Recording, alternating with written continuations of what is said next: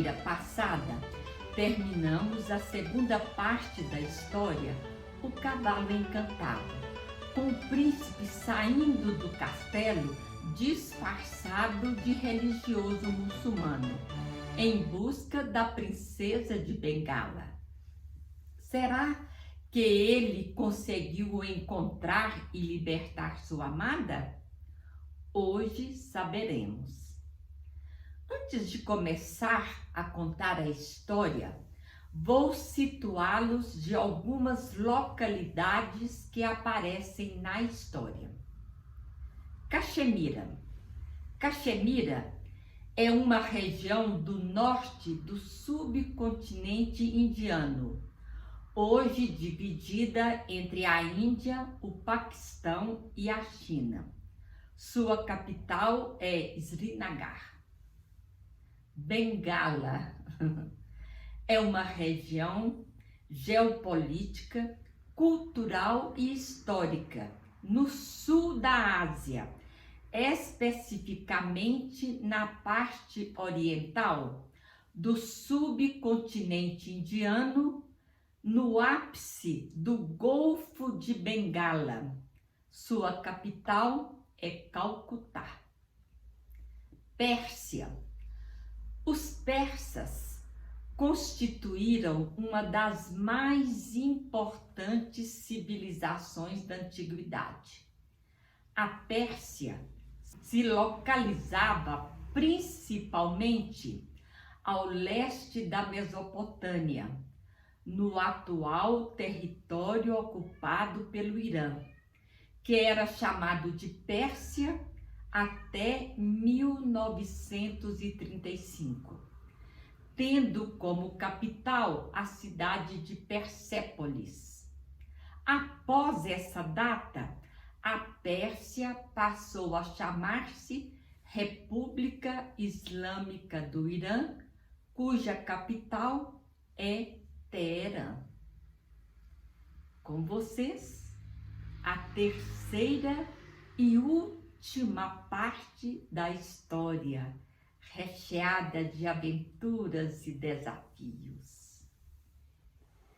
Enquanto o príncipe iniciava a busca, o hindu já estava longe com a sua presa. Depois de um longo voo, o cavalo encantado sobrevoava um lindo bosque nas proximidades da capital de Caxemira, onde o hindu fez descer o cavalo perto de um límpido regato rodeado por verde gramado.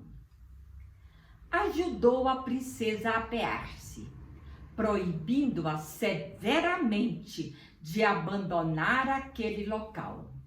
Depois, afastou-se em busca de algo para comer. A princesa pensou em tentar uma fuga. Temia o hindu e não sabia que intenção cruel ele teria. Todavia, estava muito fraca. Pôde apenas chamar por socorro em voz alta.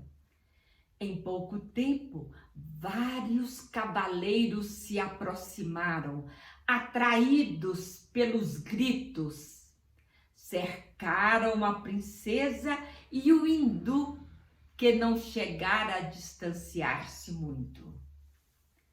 O chefe do grupo era o sultão de Caxemira, que caçava com seu séquito nas proximidades. Aproximando-se, perguntou ao hindu quem ele era e qual era a razão de sua companheira chamar por socorro.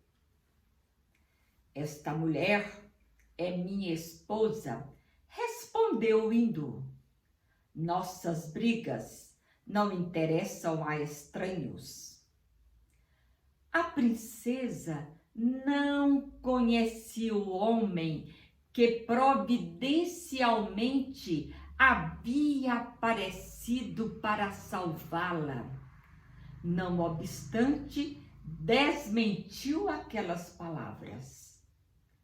Senhor, disse ela, quem quer que sejais, tende pena de mim. Não acrediteis nesse homem. Não haveria para mim maior vergonha que ser sua esposa, pois é um miserável bruxo.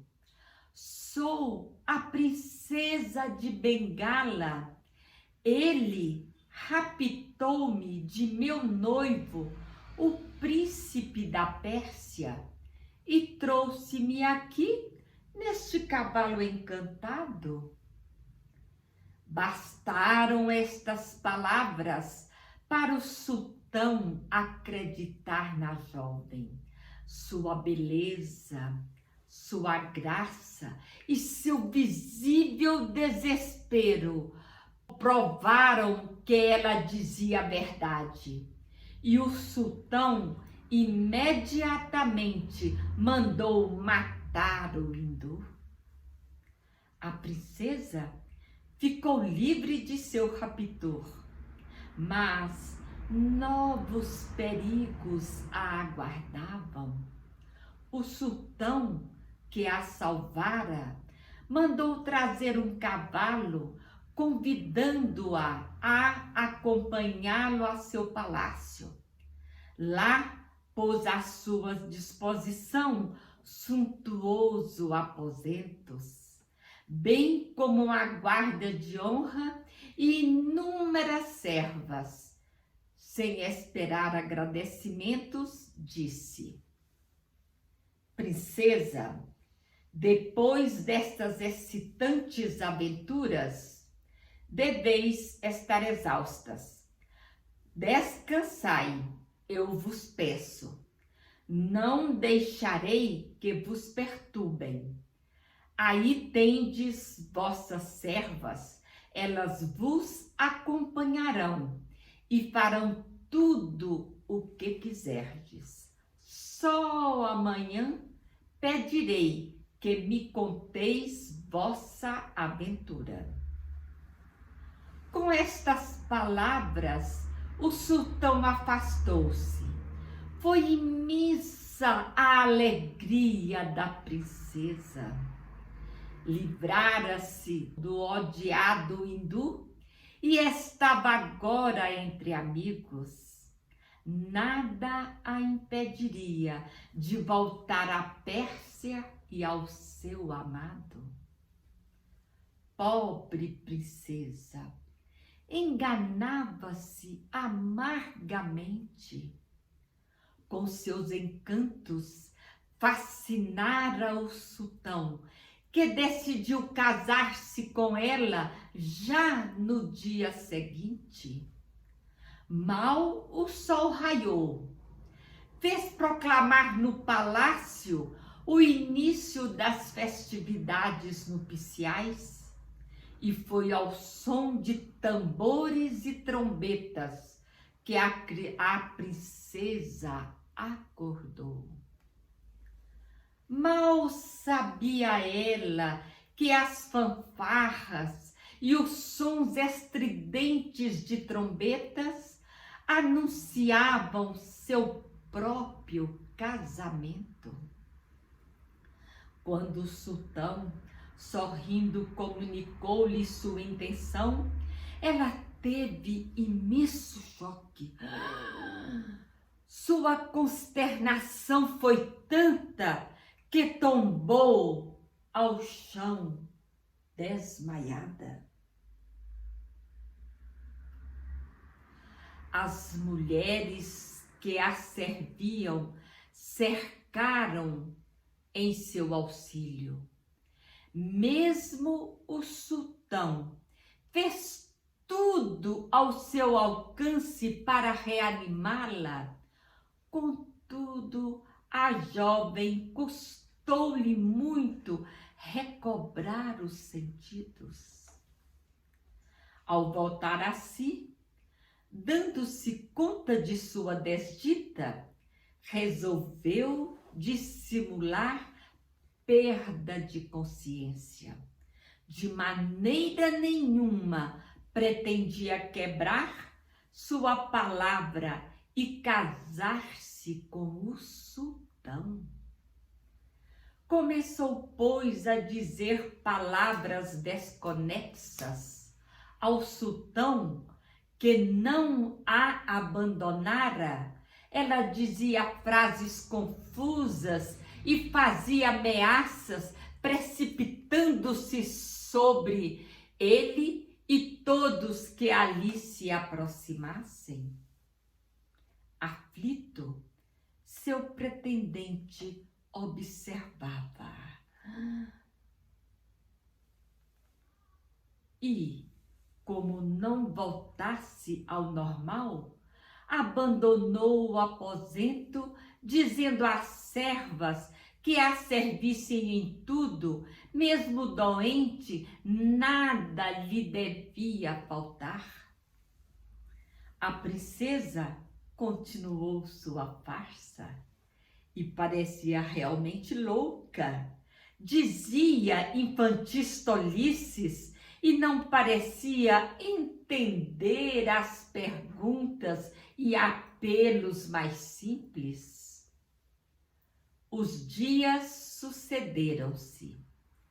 Buscando um meio de curá-la, o sultão reuniu os médicos da corte e perguntou-lhes com insistência: qual de vós tem o milagroso remédio que salvará minha amada? Fizeram-se várias conferências. Depois, em conjunto, os doutores esclareceram ao sultão as diversas espécies dessa doença, dizendo-lhe: às vezes podem ser curadas, outras vezes, porém, o mal é irremediável. Contudo, para julgar o estado da princesa, precisamos vê-la pessoalmente. Com o consentimento real, os médicos foram introduzidos um a um no quarto da enferma. Se os médicos me examinarem, talvez descubram minha artimanha, pensou ela. Concebeu então um plano inteligente. Tão logo um dos médicos entrou no aposento, mostrou-se furiosa, avançando contra ele para arranhar-lhe o rosto. E nenhum doutor atreveu-se a chegar perto dela. O sultão, esperando conseguir bem melhores resultados com outros médicos, fez chamar de fora da capital, mas estes não tiveram mais sorte que os da corte. Não obtendo resultado com os médicos de seu reino, disse, exigindo que venham os melhores médicos de todos os reinos circunvizinhos. Também estes não chegaram a melhor resultado. Arte e ciência eram inúteis.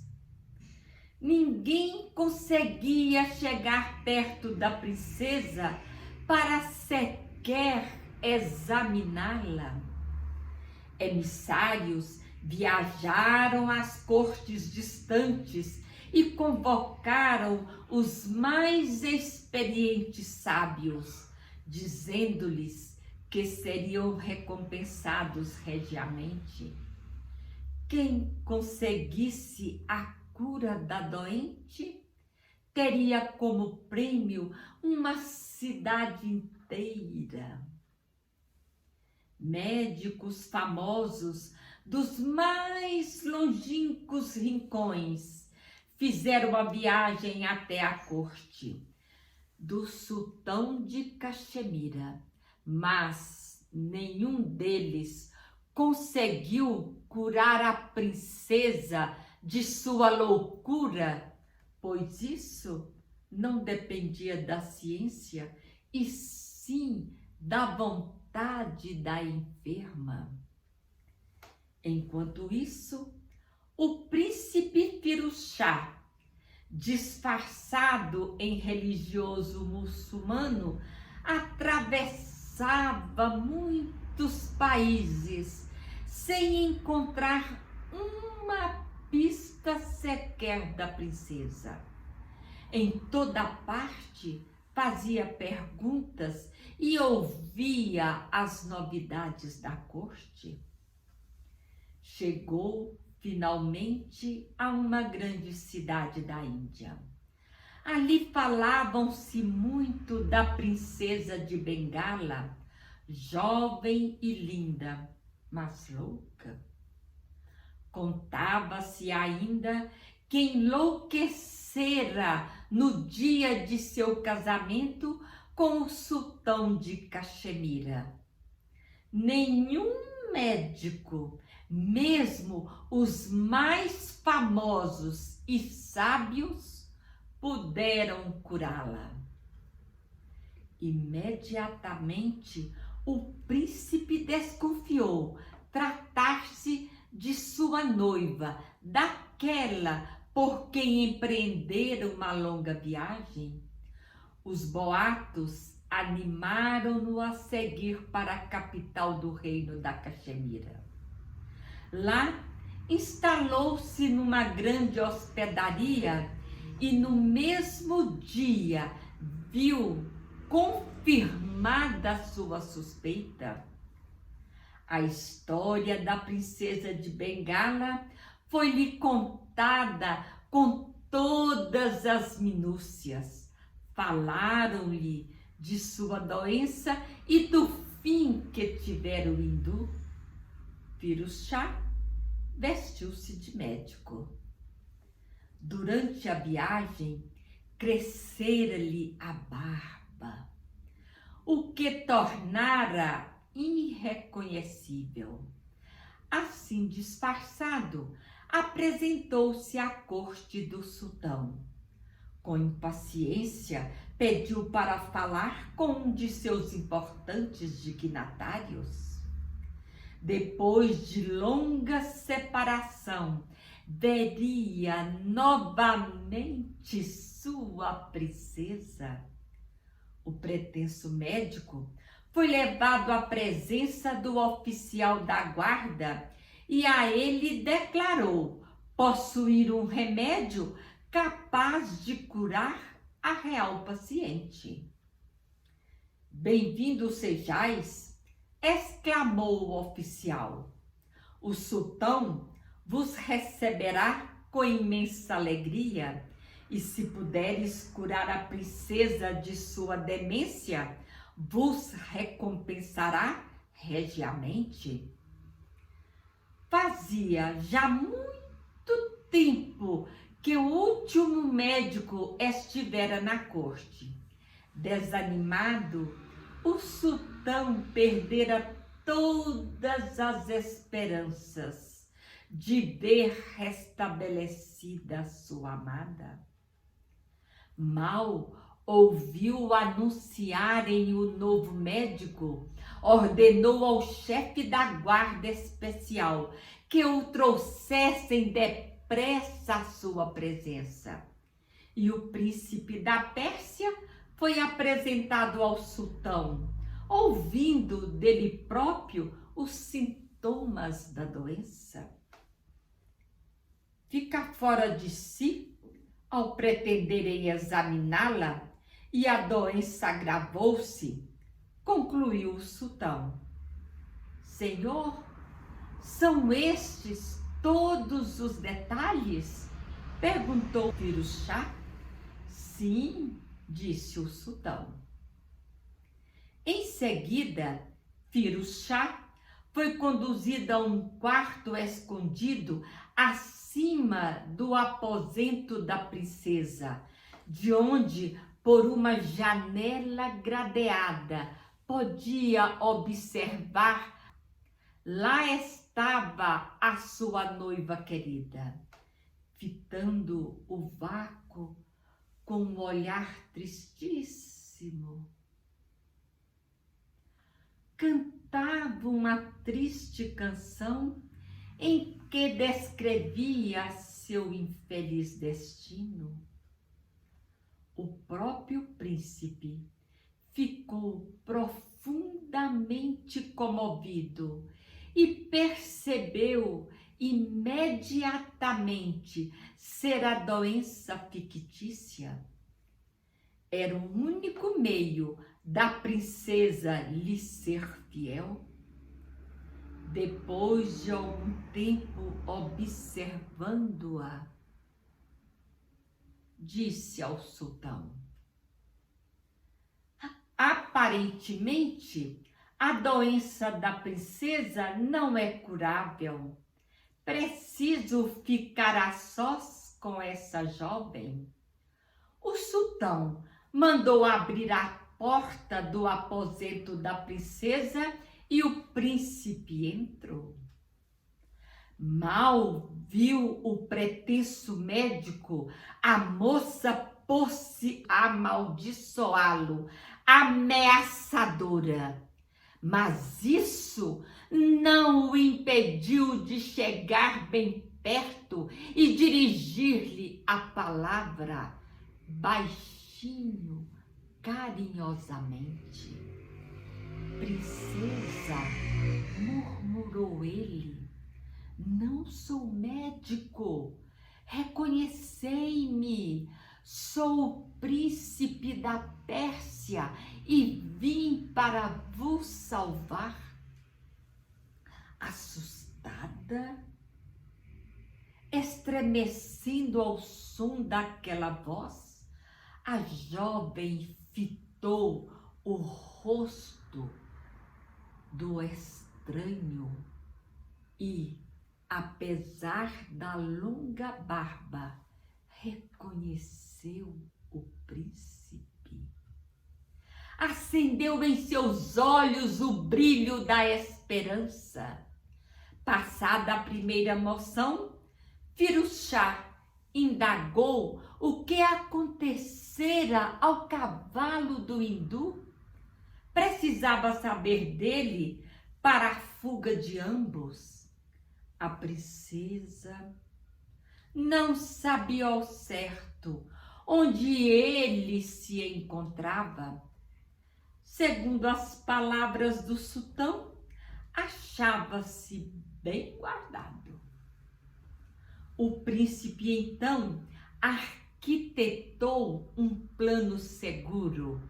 Prometeu levá-la de volta à Pérsia. Em seguida, combinou os detalhes necessários para o êxodo da fuga. Aconselhou a não ficar muito tempo com roupas de dormir, pois no dia seguinte, bem cedo, deveria estar preparada para viajar. Quando no dia seguinte o sultão viesse com ele ao seu aposento, precisava recebê-lo amavelmente, sem dirigir, no entanto, uma palavra. Finalmente, Firouz Schah deixou a princesa, agora cheia de confiança. O sultão de Caxemira ficou contentíssimo com as notícias que recebeu do médico estrangeiro. Não havia dúvidas quanto à rápida cura da real doente. Esta, na manhã seguinte, recebeu quieta e amigavelmente. curar-se-á na certa, exclamou exultante o sultão. Sois o melhor médico do mundo.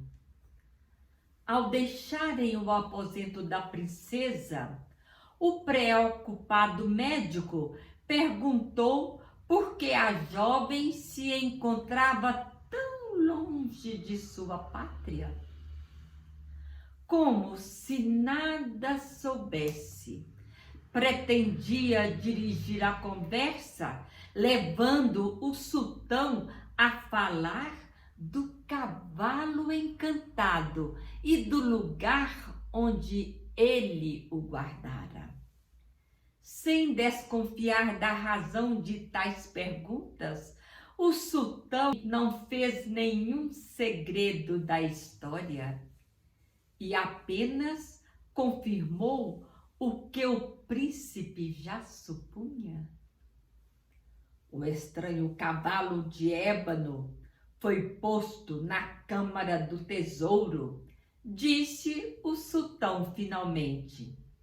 É uma peça digna de exposição, mas até agora não pude descobrir para que serve ele afinal. Augusto senhor, disse o pretenso médico, esse cavalo encantado dá-me o que pensar. Quem sabe relaciona-se à moléstia da princesa? Ela veio para cá montada nele, que é enfeitiçado pelos poderes do mágico que mandaste matar? Esse feitiço não seria comum aos dois? No entanto, com certo exorcismo, julgo poder livrá-la desse estado.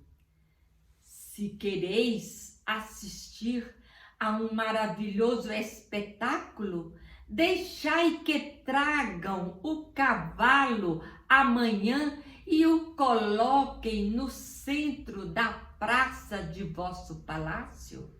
Do resto, eu próprio me encarregarei. Solenemente, prometo-vos, num abrir e fechar de olhos, curar completamente a princesa. Por isso, peço que a vistam com seus melhores trajes e a adornem com as mais caras joias que vossa majestade lhe possa oferecer.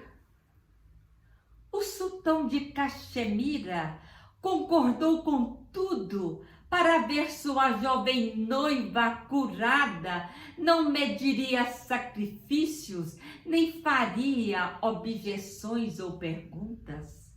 No dia seguinte, por ordem do sultão, o cavalo encantado foi colocado no centro da grande praça, fronteira ao palácio.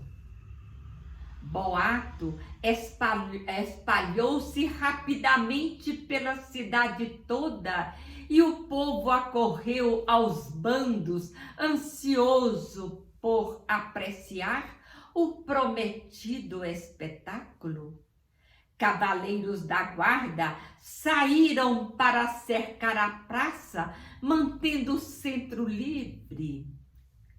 O soberano surgiu acompanhado de toda a corte. Aguardava-se com enorme interesse o desenrolar dos acontecimentos. Tendo o sultão tomado seu lugar num palanque oficial, a princesa saiu do palácio. Vinha ricamente vestida e luxuosamente enfeitada. Cercada por suas servas, aproximou-se do cavalo encantado e com a ajuda delas montou-o. Enquanto acomodava-se e tomava das rédeas, o médico fez colocar urnas em torno do cavalo. Depois, em todas elas, despejou estranho pó semelhante ao incenso. Com os olhos voltados para o chão e com os braços cruzados sobre o peito, deu 3 voltas em torno do cavalo, murmurando palavras incompreensíveis. Enquanto isso, das urnas exalava-se densa fumaça que escondia a princesa e o cavalo. O príncipe aproveitou esse momento, montou também no cavalo atrás da princesa e girou o botão. Rapidamente o cavalo levantou voo e em voz alta o príncipe despediu-se. Sultão de Caxemira, a princesa de Bagdá pediu-te proteção. Tu, porém, quiseste casar com ela à força, sem que ela te amasse. Não te esqueça disso. Quando desejares uma princesa para esposa, trata de conquistá-la, e desapareceu nos ares. Foi assim que o príncipe da Pérsia libertou a princesa de Bengala. Com a ajuda do cavalo encantado, salvou-a das garras do indesejável protetor. No mesmo dia, o cavalo atravessou em frente ao palácio do pai do príncipe.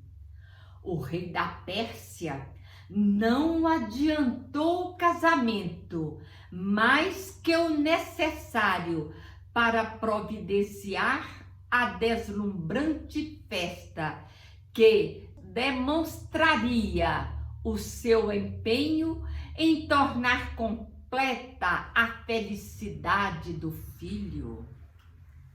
Solene comitiva foi enviada ao rei de Bengala. Sua missão era relatar ao rei tudo o que acontecera e trazer seu consentimento real para as bodas da princesa e do príncipe Firuza. Admiradíssimo, o rei de Bengala ouviu o relato da comitiva. Ficou profundamente feliz por tudo haver terminado bem, dizendo ser para ele uma honra consentir no casamento do jovem par. Daí por diante, os recém-casados compartilharam sua felicidade em calma e paz. Depois da morte do rei persa, o príncipe subiu ao trono e seu reinado foi longo e feliz. Com a princesa agora, rainha da Pérsia, terminamos mais uma história da saga das 1001 Noites, do livro Joias das 1001 Noites, os mais belos contos. Editora Melhoramentos. Tradução Ottokar Hans. Adaptação Maria Tereza Cunha de Giacomo. Ilustração Janusz Grabianski. Na terça-feira que vem, começarei outra história dessa saga. Aguardem-me. Muito obrigada.